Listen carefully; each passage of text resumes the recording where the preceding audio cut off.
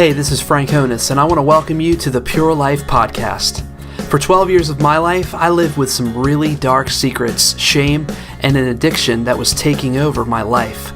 I was addicted to pornography and other kinds of sexual sins. There were so many times that I tried to break free of this addiction on my own, but I just couldn't do it. It wasn't until I became broken of my sin and sought the help of some other men who struggled just like me. Today, by God's grace and the help of others, I'm walking in freedom and recovery, and it's my desire to help men and women break free from the chains of sexual addiction. The mission of the Pure Life Podcast is to help individuals live with sexual integrity through Jesus Christ. Thanks for listening and enjoy the podcast.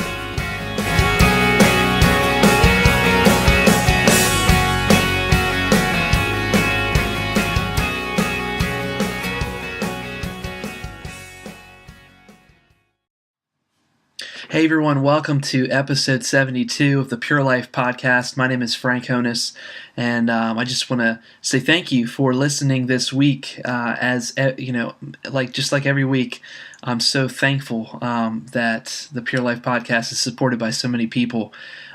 People who are walking in recovery, people who are finding freedom from sexual addiction. I myself have found incredible freedom and healing, and that's why I do this podcast, to help other people find that same kind of healing and freedom. So thank you so much for listening to the Pure Life Podcast. Please don't forget to check out purelifepodcast.com. There's always a lot of great content and resources available there. All of our podcasts go onto the website, as well as the audio. The video goes onto the website, and we have all kinds of ways that you can connect with us via Twitter and Facebook and YouTube, and all kinds of ways. You can leave us a 90-second voicemail. Would encourage you to do that if you have some kind of feedback, or if you have a question, or if you have something you want us to talk about on the podcast. I would just encourage you to please leave us a voicemail. Leave me a voicemail. You can leave a 90-second voicemail if you scroll to the very top of the website, purelifepodcast.com, and click on that little button that says send voicemail, and that will direct you to our voicemail page, where you can, I believe you can leave that through your computer or even through your mobile device. So that's a really, really nice feature. And so why email? I mean, who emails anymore, really? So we'd love to hear you. I'd love to hear your voice and your feedback, your questions regarding anything on the podcast that you'd like to talk about or want to hear me talk about. So I'm so thankful that I'm going into the second year of this podcast, which the spring of 2014 will be 2 years that this podcast has been in existence, and I'm just so thankful to God for that. I'm so thankful that He gave me a very practical way that I could reach out to people. So excited for that. All right, let's jump into this week's podcast, this week's topic. I want to talk about this week on the Pure Life Podcast, I want to talk about this whole idea that sexting, teenage sexting, is now becoming the norm in our society. Teenage sexting is becoming the norm in our society. I want to talk a little bit about this subject because, number one, sexting, the idea, the concept of sexting, I'm going to talk about what that is in just a second if you're unaware, is becoming more and more frequent and fluent and normal in our society, from teenagers, adolescents, and even adults. And so this whole idea that sexting is becoming so wildly popular, to me, means that we need to talk about it on this podcast, because this is a podcast on finding sexual purity, sexual freedom from addiction, and those who are involved in this kind of practice, they are addicted, quite honestly. And if you know somebody who, or you yourself, if you've dabbled around with sexting, then there's something you really need to take a look at inside of your life, inside of your heart, in your mind, and ask yourself why you are compelled to this kind of behavior.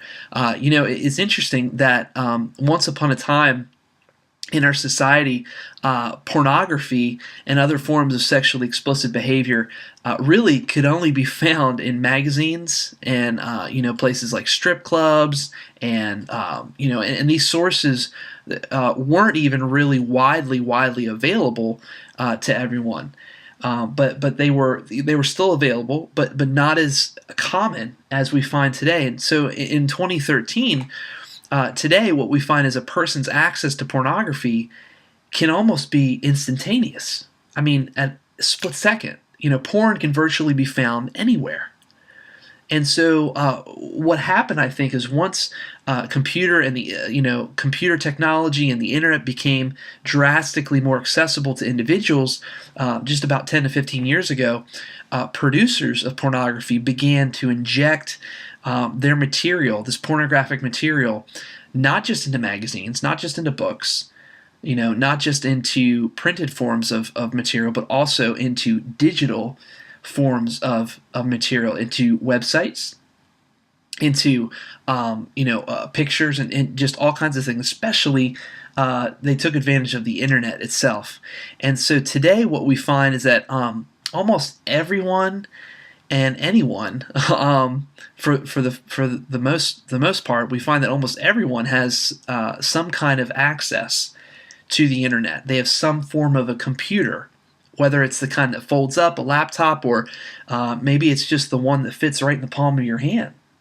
I mean, think about it. I mean, look, when you walk around in public even, how many people do you see on their cell phone? How many people do you see on their smartphone, their iPhone, their Android device, their iPad, their computer, their laptop? I mean, how much technology has flooded this culture and this society? And hey, I love technology. I'm not downing it in any way, but what we've found is that pornography and technology have interwoven together and are now becoming one, have become one. And the most major forms of pornography is found in our technology, through the internet, through all of our devices, all of our computers.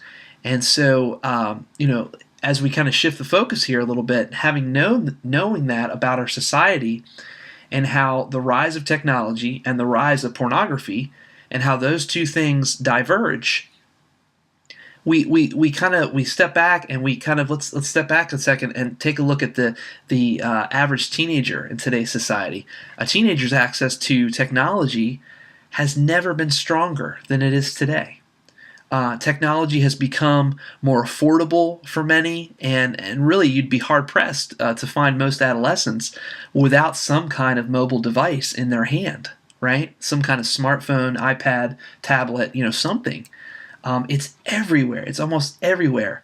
And, so incredibly, this is just something that's become an addiction.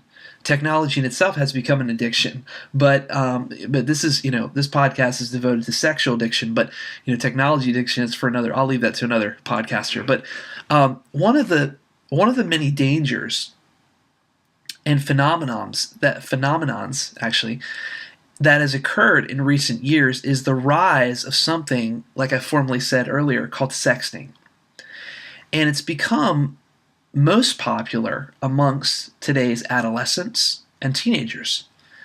And adults are partaking in this as well, obviously, but especially in teenagers and adolescents, most especially. And if you're not aware, what sexting is the exchange of sexually explicit messages and or pictures between two parties. Sometimes it's even between more than two parties.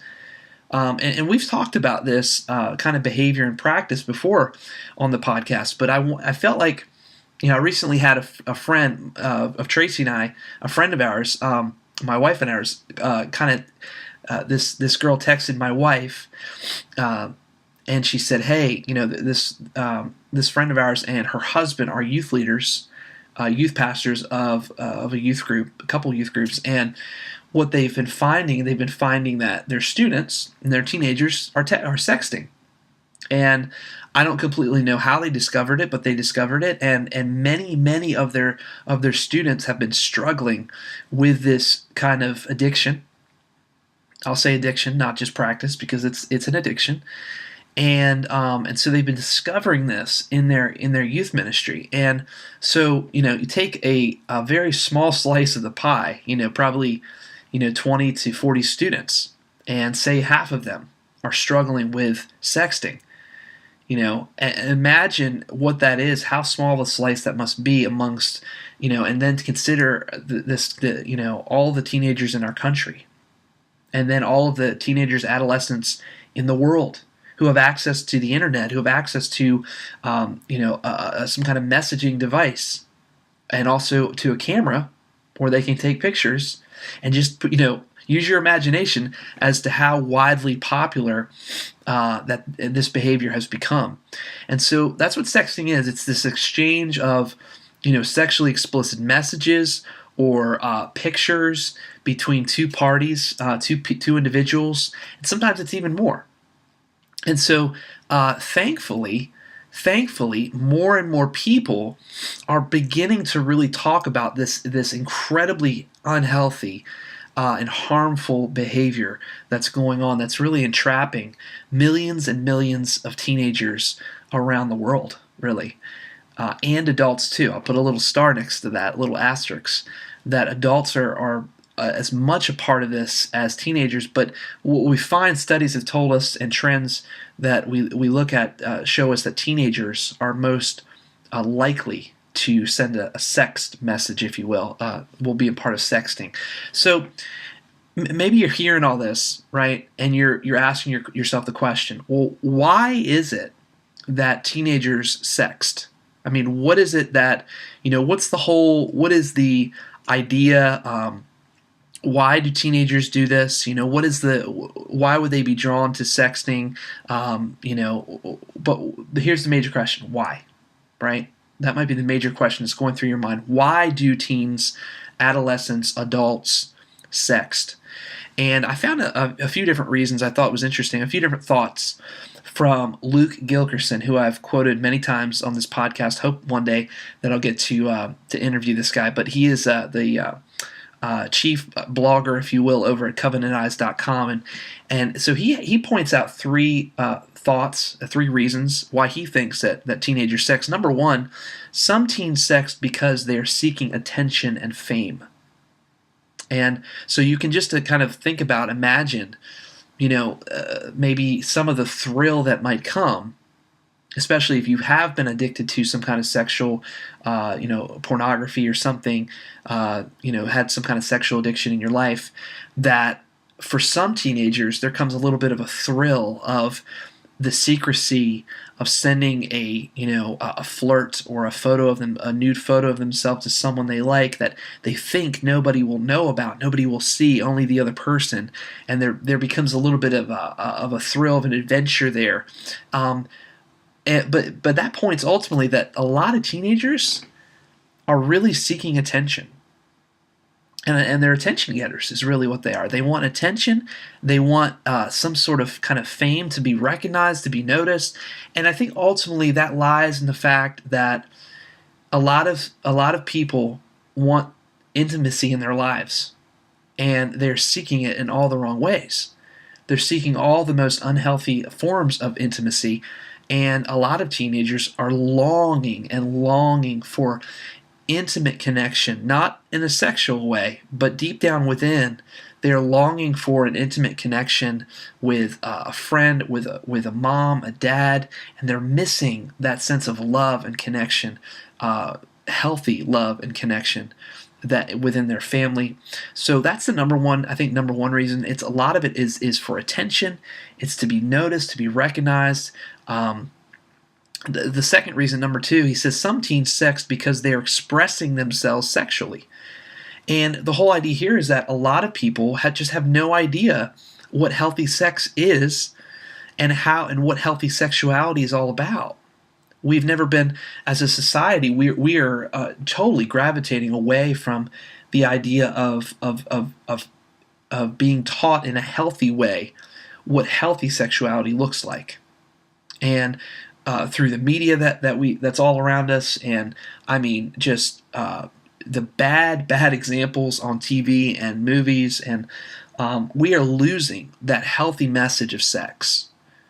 And I thank God that there are churches standing up, that there are ministries standing up, that there are organizations standing up that are saying, no, this is what healthy sex looks like. This is who you were meant to be sexually.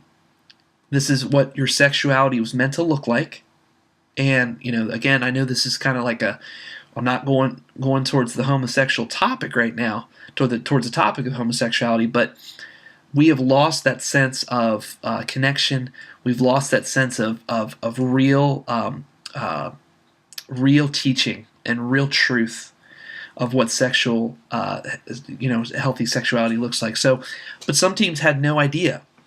Some teenagers have no idea how to express themselves sexually. And then the third and last reason is this, that some teens sext because they are spreading viral slander. And this is where it really gets devastating. And this is where it really turns into a tragedy, because many teenagers do it for the meanness and for just how incredibly cruel it can be. I mean, I just think of how many stories you've probably heard. I've heard tons and tons of news stories of teenagers that have forwarded these pictures. Somebody sends them a nude picture, and they forward that picture on to somebody else. And then what happens from there? 5, 10, 15, 20 people end up seeing this picture. And it's an incredibly cruel, sick, kind of demented behavior that goes on. And we've read stories of teenagers that have actually committed suicide, and it's a tragic thing. And I'm not defending the idea of suicide, but I'm just saying suicide is a choice, and it's a devastating one. But teenagers have been kind of exploited, and because of this practice that's been going on, it's turned into a vicious cycle, and it's just incredibly unhealthy and harmful. So, for the attention, for the fame, because they're trying to express themselves in a sexually attractive way, I guess. And then some are just doing it for the spite, and they're doing it because it is incredibly cruel and incredibly mean, and they think it's for fun. They think it's just fun. So where do we land with all this? It's a lot of information. It's a lot of, okay, what is sexting? Why do people sext? And this includes adults, by the way. This isn't just teenagers. So I want to wrap up, and kind of as I close this podcast, I want to share with us some real practical tips, 5 real quick practical tips that you can use for holding your teenagers, maybe. But having this knowledge, holding teenagers, or anyone for that matter, accountable on their mobile devices. So whether that's their phones, their tablets, their laptops, their computers, whatever that is, whatever device you have, what kind of, what can you do? What are the best things we need to be thinking about? And so number one, I think the most incredibly important thing we can remember, especially for kids, for teenagers, is to monitor their activity on all of their devices. Okay, I want to emphasize the word monitor here. Okay, monitor means that you don't just give a kid access to the internet and access to some kind of device, phone, tablet, without checking in on them, without checking out what they're doing on not just a weekly, monthly basis, but a daily basis. So monitor your kids and monitor your teens' activity online on their device. Don't just give them a device and just let them run wild with it. It's the most ignorant thing I think that parents, with all due respect, I think that parents can do, is to just give their kids, something for Christmas, an iPhone, an iPod Touch, something, tablet, and say, there you go, have fun with it. And then they just, and millions and millions of teenagers become addicted and begin, as we see in studies, whether it's sexting or whether it's pornography, but they just lose control because mom and dad are not doing their job in some ways. Now, it is a choice. I understand that. But mom and dad, you have an incredible role to play here. So monitor your kids' activity. Monitor your teenagers' activity. Adults, you should have somebody monitoring your activity and holding you accountable with all of your devices, right? So number one, we should have healthy monitoring. Number two, restrict apps as necessary. Okay, so for kids, teenagers, mom and dad, you have the ability on your iPhone, on that iPad, on that tablet to restrict certain apps. That means to disable certain apps that they cannot access, that they won't have access to, whether that's YouTube, whether that's Safari, whether that's the internet browser. You have the ability, certain games, different kinds of social media, social networking apps, whatever that is, messaging, you have the ability to disable certain apps as necessary as you are monitoring their devices and you find content, you find messages that are sexually unhealthy, inappropriate, places they've gone they shouldn't have gone. You have the ability to disable those places and those apps. Okay, so number 2, restrict apps as necessary. Number 3, only access common apps. Now this is really specific, so I'm going to try to explain this. Only access common apps via a monitored browser. So what do I mean by that? I mean, if your kids are on, which I don't understand this, but if your teenager has a Facebook account, which I think there's a certain age for a Facebook account and Twitter and all those things, but I'm a brand new parent, but I'm kind of have an idea of what I want to do for my son. But anyway, if you're allowing your student, your child, to have access to Facebook, Twitter, YouTube, you can disable the app on that device so that they are only able to access that site through a monitored browser, which kind of leads me on to number 4, which is install some kind of accountability or filtering software. What do I mean by that? I mean, there's actual software and there are apps that you can download on your child's computer, your teenager's computer, or their device, or their tablet, or whatever it is. And that's devices that will actually block pornographic websites, explicit websites. They will filter out the junk so that your child's experience will be a healthy one and not a harmful one. So we're talking about things like Covenant Eyes. It's a great service. XXX Church has a great accountability and filtering software called X3 Watch. Safe Eyes, the Canine browser. Personally, I use the Canine browser on all my devices. But install some kind of accountability and filtering software. I would suggest both, not just filtering or accountability. I would do both on that kind of device, and make sure you do that. And so, like I said, that kind of backs up to number 3 again. When you disable a Facebook app, when you restrict that on a tablet, you can then have them, access that site only through the Covenant Eyes browser or the Canine browser or whatever software you have on there, so that anything that's unhealthy is blocked. Right, so that's kind of the way you want to go. So like I said, only access common apps via monitored browser. And then number 4, install some kind of accountability or filtering software. Really super important to do that. And then the last tip that I have to share, and I will post all this on purelifepodcast.com as an actual blog, so you can read through these tips and kind of get a little bit of an idea of what to do as well. Or you can just rewind the podcast and listen again. But the last one is obviously, I think, incredibly important, is you should really talk and have a conversation with your kids about the healthy use of mobile devices, whether that's the iPod Touch, whether that's the tablet, the iPad, the computer. You really need to have a conversation with your kids of what is appropriate, what's right, what's healthy for me, and what's not healthy for me. What's healthy and what's dangerous. And what I find is too many parents do not have this conversation. It's not, it's almost like the sex talk, kind of thing. And this kind of talk is incredibly important as well, about what places are really good for me to go to and what places are not good for me to go to. And when I see certain images online that I know I shouldn't be looking at, that I need to run, that I need to turn off the computer, I need to run to mom and dad, I need to tell them about what I just saw, that we should not be allowing this kind of junk into our lives. So we really need to start having this conversation and start talking with our kids and our teenagers and our adolescents and our adults about the healthy use of mobile devices. And so these are some tips here that you can really take to the bank, that you can really will work. And I just hope and I pray that that you can find some help from these tips. So again, sexting is becoming incredibly rampant in our society.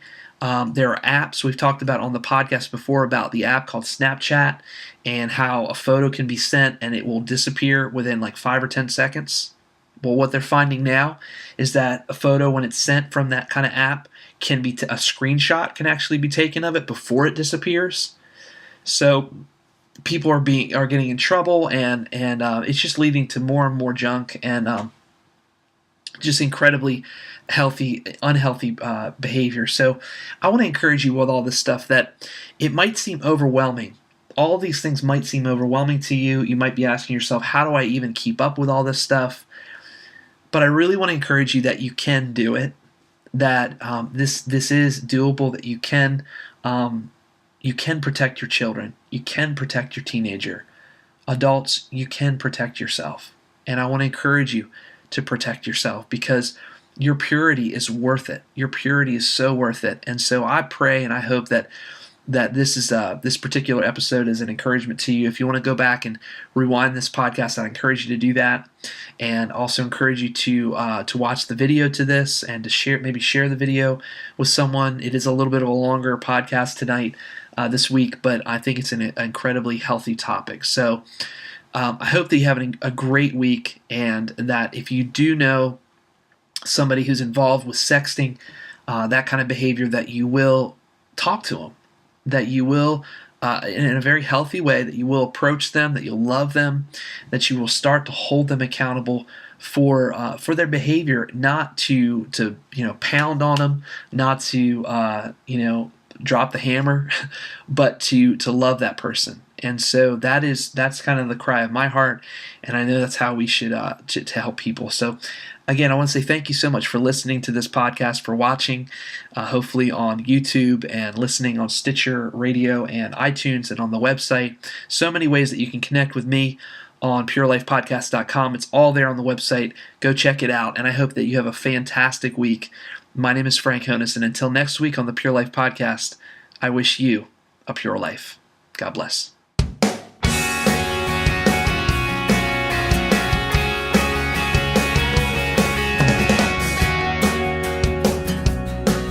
Hey everyone, thanks for listening to the podcast this week. I want to encourage you to check out our website, purelifepodcast.com, for a lot of great blogs and resources and podcasts from previous episodes to help you along in your journey for sexual purity. Remember, you can listen to the podcast on our website, iTunes, and Stitcher Radio. And if you need to contact me for any reason, if you have questions or comments, email me at frank@purelifepodcast.com. That's frank@purelifepodcast.com. See you next week.